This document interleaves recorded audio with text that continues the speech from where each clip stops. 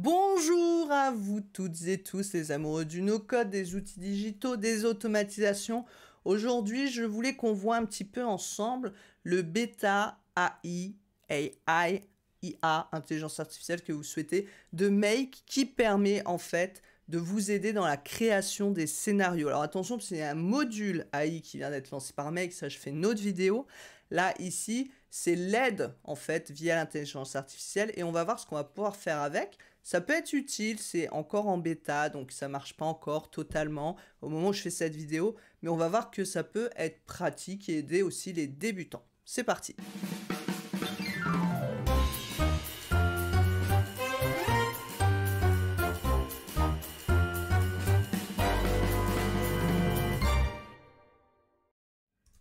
Alors on est ici sur mon écran dans un scénario de Make et vous voyez en bas ici à droite, donc vous avez la section d'aide pour ceux qui ne connaissent pas pour apprendre les basiques de Make et on a AI Beta. Quand on clique dessus, en fait on va pouvoir faire plusieurs choses et ça c'est assez bien développé par rapport à déjà il y a un an en arrière au moment où je fais cette vidéo. Vous avez déjà des crédits. Ça, c'est important à savoir avant de le lancer. Vous avez le droit à 100 crédits. Il vous dit que vous pouvez mettre à jour pour en avoir plus. Donc, ici, moi, j'ai jamais... Enfin, je l'utilise pas. Mais peut-être que j'en aurai l'utilité parce que j'ai jamais pris le temps de l'essayer. Et c'est le but aussi quand je fais ces vidéos. C'est de voir avec vous et d'essayer avec vous aussi en direct. Des fois, il y a des plantages ou autres. C'est pas parfait, c'est pas hyper monté. Mais le but, c'est aussi de découvrir un peu ensemble. Et on voit ici... qu'est-ce qu'on a? Alors, comment on voit si on a de l'intelligence artificielle, de l'AI? Alors, je cherche, mais alors, où je suis une teubée, où je ne vois pas, en fait, où est-ce qu'on peut racheter des crédits pour l'intelligence artificielle?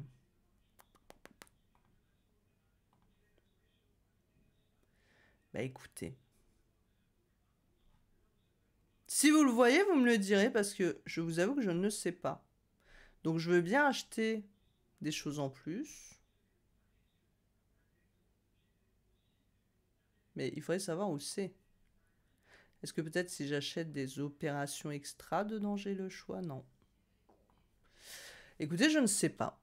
Bon, suspense. Si vous savez où c'est, dites-le moi. Donc vous voyez, par contre ce qui est intéressant c'est que c'est par jour. Il reset au bout de 23 heures. Donc ça permet quand même sans utilisation de faire pas mal de choses. Donc là il me dit bonjour Guylaine, je suis là pour vous aider à créer des super scénarios et automatiser vos process. Si vous avez besoin d'assistance pour générer un nouveau scénario, créer des crafts, c'est des maquettes on va dire, des brouillons de contenu ou explorer, voilà. Donc ça peut être intéressant pour aussi découvrir un peu comment ça fonctionne Make quand on ne sait pas. Si on veut utiliser des JSON, trouver des templates, créer un scénario, demander what is a bundle. Bah tiens, on va demander ça par exemple. Bon, c'est en anglais, mais c'est pas grave. Si on fait clic droit, on a un petit truc qui s'appelle traduire en français, hein, ici, qu'on peut utiliser. On copie dans ChatGPT et puis il vous traduira. Donc là, je lui demande qu'est-ce qu'un bundle. Donc voilà, il va me dire dans Make, un bundle réfère à une collection de données qui passent entre différents modules. Donc c'est pas mal, hein. Voilà, il nous donne des définitions, c'est pas mal pour apprendre. Parce qu'aujourd'hui, c'est vrai qu'on vit quand même à une époque où les gens sont toujours pressés, veulent tout de suite. Et je vois même sur le Slack No Code France ou autre, heureusement, il y a beaucoup de bienveillance, mais c'est vrai que parfois il y a des gens qui cherchent pas trop. En fait, ils se posent une question, ils demandent tout de suite aux autres. Alors que bon, moi je suis d'une génération, on a découvert Google, avant on avait des dictionnaires, des bouquins, après on allait chercher dans Google. Moi je me suis toujours démerdé avec Google, j'étais pas informaticienne, mais déjà quand j'avais une quinzaine d'années, je dépannais mes PC toute seule avec Google parce qu'il y a toujours quelqu'un qui a eu le problème ou autre. Et là en fait quand on s'intéresse à un outil informatique et qu'on veut vraiment se former et travailler dessus, c'est bien de comprendre un minimum de quoi ça parle. Et les outils ont des pages d'aide ou maintenant des sections avec intelligence artificielle où ils vous répondent directement. Au pire, vous demandez même à ChatGPT. Mais c'est qu'il faut faire, je pense, un peu l'effort de comprendre et d'aller chercher ces informations un peu tout seul. Et si vraiment on est bloqué et qu'on ne comprend toujours pas, on peut demander de l'aide. Mais c'est comme tout, quand on apprend des nouvelles choses, ben, il faut passer quelques heures dessus, à travailler, à essayer de comprendre, et tout se fait pas à la minute. Et ça, aujourd'hui, on est un peu quand même à une époque où les gens veulent tout à la minute, tout comprendre tout de suite, alors que tout se fait par la force du travail, des tests, pour bien comprendre les choses, pour que ça rentre. Il n'y a que comme ça que ça fonctionne. Et c'est un peu ce que j'ai peur avec l'intelligence artificielle, c'est que je vois beaucoup de gens aussi qui disent oui, ChatGPT ne sait pas me répondre. Bah, mais en fait, est-ce que tu as essayé déjà sans ChatGPT, enfin, d'essayer, de me faire des modules, de voir si ça marche, d'essayer de comprendre les erreurs, enfin, oui, ça prend un peu de temps, mais ça fait partie du process d'apprentissage. Enfin, ce n'est que mon humble avis. Donc, ensuite, je peux lui demander, bah tiens, on va lui demander de m'aider à créer un scénario. Et là, vous voyez, il va me donner pas mal d'idées de prompts. Alors après, je peux prompter moi-même. Vous pouvez utiliser ChatGPT aussi pour dire, bah tiens, voilà mon prompt, que ma demande en français, traduis-le-moi en anglais. Si vous n'êtes pas bon en anglais, voilà, vous pouvez utiliser, ça aidera très bien. Donc là, on va mettre quelque chose de simple qu'on peut utiliser, qui va pas falloir connecter avec des Google ou autres.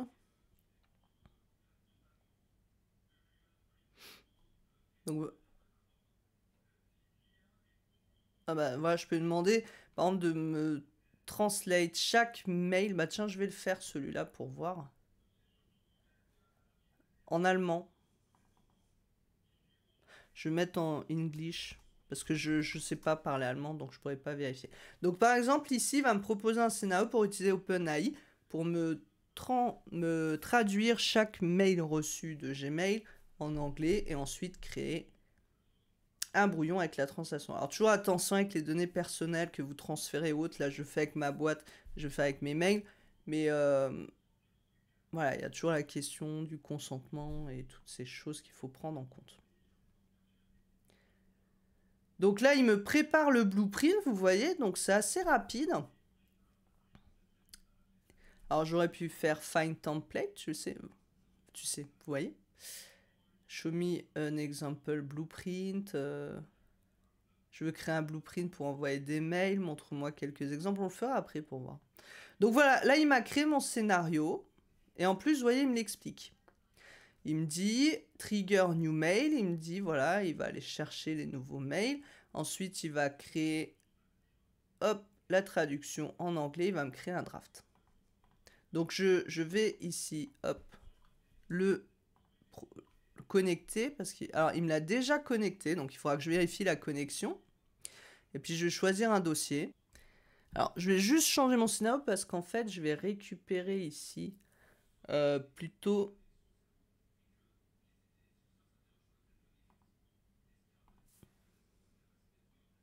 un mail en anglais. Par contre, ce que je vois, c'est qu'il m'a pas forcément mis le bon module. Il m'a bien mis un module de translation. Mais le problème, c'est qu'ici, il va me chercher un fichier. Et moi, c'est pas ce que je veux ici, récupérer un fichier. En fait, je veux récupérer des informations d'un mail. Donc, ensuite, une fois que j'ai l'information, peut-être qu'il faut créer une translation. Enfin voilà, il m'a pas forcément créé le meilleur scénario pour l'exemple, mais c'est pour vous montrer que ça peut aider déjà à faire un modèle, mais qu'ensuite, bon, bah, des fois, il faut un peu réadapter. Donc si je mets par exemple Find Template, donc je veux créer, tiens, ça, montre-moi des exemples, voilà, pour envoyer des mails. Donc on va voir ce qu'il va proposer.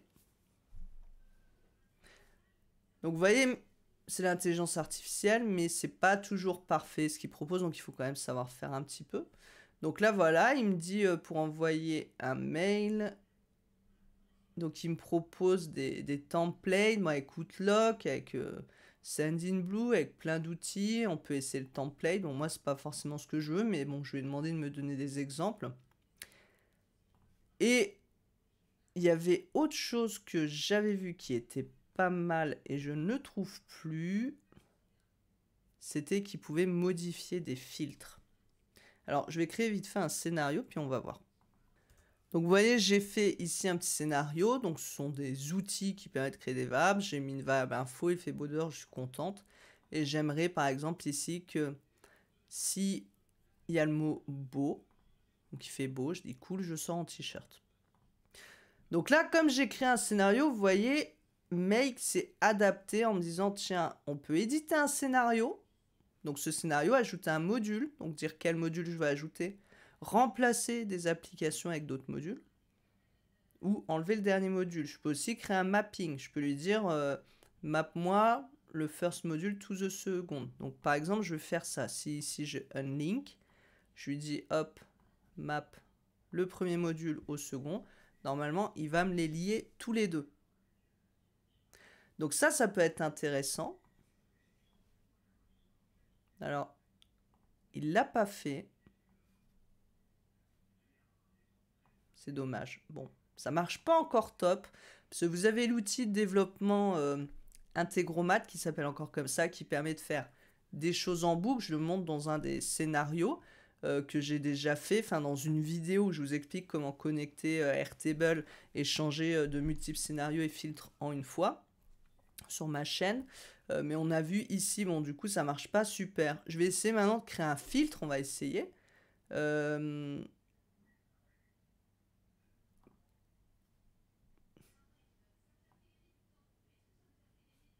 Donc je vais lui mettre, alors ben, je vais le faire avec ChatGPT, parce que, ouais, non, je vais le faire là. When searching in module 4, on va essayer. Put filter between... je vais écrire comme ça exprès pour voir s'il comprend. If...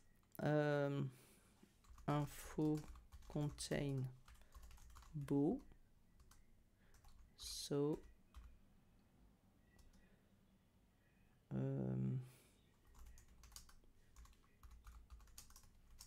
c'est pas très, je suis pas une bête en écriture en anglais, hein. J'ai pas envie de chercher pendant 3 ans mon vocabulaire.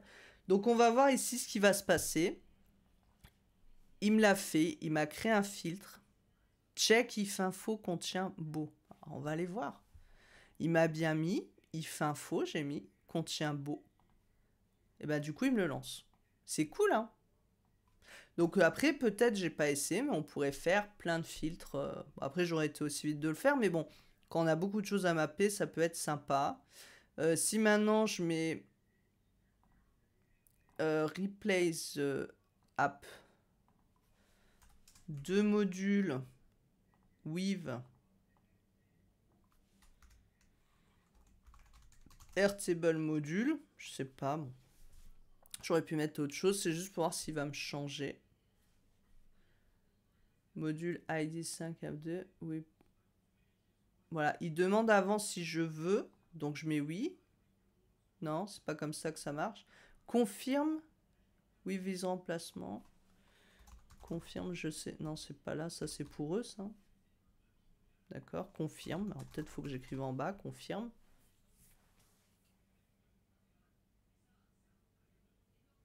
Suspense, qu'est-ce qu'il va me faire? Il prépare le blueprint. Eh ben ça a marché, il me l'a bien changé. Alors, après, j'ai pas précisé quel type de module, mais essayons par exemple, je vais mettre 2 modules Airtable. On va essayer. Par exemple, j'ai une connexion, parce que ça c'est souvent un problème quand il faut changer toutes les connexions. 0, d'accord. Archiver Airtable ancienne API. Alors je vais lui dire, parce que là ici c'est mon API token, je vais lui demander de me changer la connexion. Change connection Airtable module to archiver. Alors si je mets juste ça pour voir, on va voir s'il va faire quelque chose. Donc là je confirme.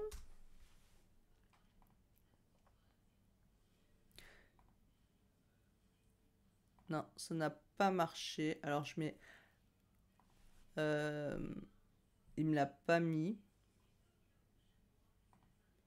Archiver Airtable ancien API. Archiver Airtable ancien API. C'est comme ça que ça s'écrit, je crois. Ok. Change connection of Airtable module to archiver. Alors je vais réessayer. Peut-être que c'est pas comme ça qu'il faut le faire. Il faut essayer peut-être un peu plus. Faire plus de tests, plus de choses. Mais On va déjà voir. Donc là, il m'a dit qu'il l'a fait et il l'a pas fait. Bon. Dommage. Bon, a priori, vous voyez, c'est pas parfait non plus. Vous regardez une vidéo, vous dites même, et ça fonctionne pas, mais c'est ça aussi, la vie du digital, l'informatique ou autre. Si on fait des choses, ça marche pas. Je fais aussi ces vidéos pour qu'on teste ensemble, qu'on voit un petit peu comment on peut tester les choses, pour aussi vous aider si vous n'avez pas de logique de test ou autre. Maintenant, si je mets delete all airtable module,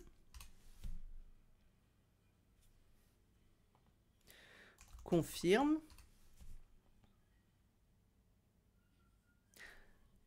On va voir si ça fonctionne. Je pense qu'il y a des choses très simples qui peuvent fonctionner et d'autres, voilà. Et là, j'ai supprimé tous mes modules Airtable. Donc ça peut quand même faire gagner du temps sur des gros scénarios, sur certaines choses. On peut créer des mappings. Alors, on peut essayer. Si par exemple, ici, je vais créer une variable.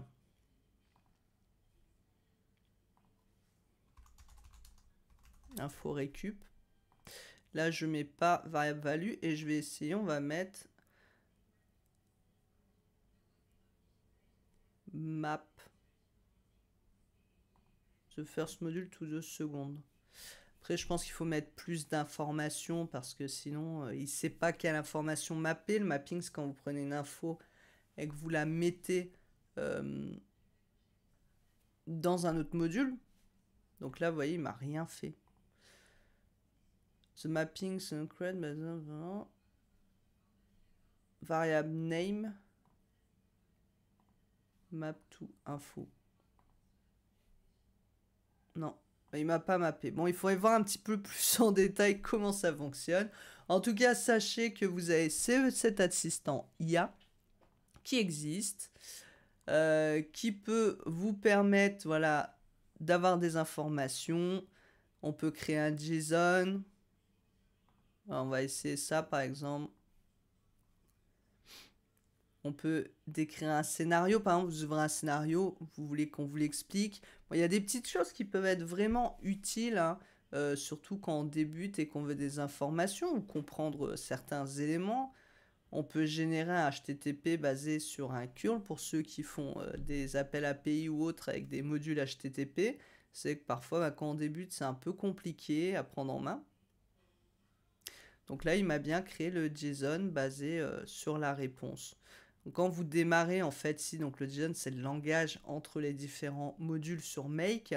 Ici, vous, c'est écrit comme ça. Make, en fait, vous donne l'information, mais en coulisses, l'information, elle est envoyée dans ce type de langage. Et parfois, on peut avoir besoin de l'utiliser. Si je download les outputs, vous voyez, c'est toujours en JSON qui me télécharge les informations. Quand on a des modules plus complexes, c'est vrai que ça peut être intéressant de récupérer plutôt que de taper ici le JSON du module. Si je mets ici, créer une custom HTTP requête. Donc là, il m'a déjà mis une URL. Bon, l'URL devrait être changée, donc je vais laisser son URL à lui. C'est pour l'exemple, mais si vous faites ça, vous, il faut que vous ayez l'information. Et puis il vous dit, voilà, j'ai créé le custom HTTP avec la requête post data ici. Donc après, bon, suivant ce que vous avez à faire, vous changerez l'information ici. Il me met même, vous voyez, en format JSON comment ça va s'afficher. Si je vais ici, il m'a bien mis directement dans l'HTTP mon URL, la méthode, les informations dans les headers ou autres que j'ai besoin, le request content et parse réponse. Voilà, donc si je fais run, vous voyez que ces informations, elles vont être affichées ici de manière bien catégorisée avec nom, prénom, email, etc. Donc voilà un petit peu ce que vous allez pouvoir faire avec cet outil d'intelligence artificielle pour vous aider à comprendre, mettre en place des scénarios, créer des modules, des filtres, etc. Forcément, c'est encore en version bêta, ça va largement s'améliorer, mais ça peut être utile, donc amusez-vous avec, et puis dites-moi en commentaire du coup ce que vous en pensez.